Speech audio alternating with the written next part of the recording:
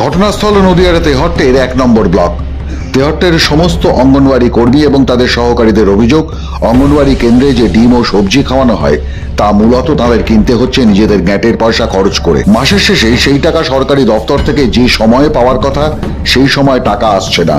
এদিকে সাম্প্রতিক মূল্যবৃদ্ধির বাজারে ডিম আর সবজির দাম যেভাবে বাড়ছে সেই তুলনায় অনেকটাই কম টাকা দিচ্ছে সরকার। সে কারণে অনেক সময় অঙ্গনওয়াড়ি কর্মীদেরই এই বাড়তি খরচ বহন করতে হচ্ছে। নেই কোনো সুপারভাইজার, অঙ্গনওয়াড়ি কর্মীদেরই নিত্য কাজের পাশাপাশি সুপারভাইজারের কাজও করতে হচ্ছে। এই বিষয়গুলো নিয়ে শিশু বিকাশ প্রকল্পের আধিকারিকদের কাছে কথা বলতে গেলে তাদেরকে হেনস্থা করা হয়। অঙ্গনওয়াড়ি কর্মীদের দিদিমণিদের আশঙ্কা 100 দিনের কাজ, আবাস যোজনার ঘর, সড়ক যোজনার রাস্তা অথবা নিয়োগ দুর্নীতির মতো অঙ্গনওয়াড়ি প্রকল্পেও বড়সড় দুর্নীতি চলছে। তাদের দাবি, অঙ্গনওয়াড়ি কর্মীদের এইসব সমস্যা দ্রুত সমাধান না হলে আগামী দিনে আরো বড় আন্দোলনে নামতে বাধ্য হবেন তারা।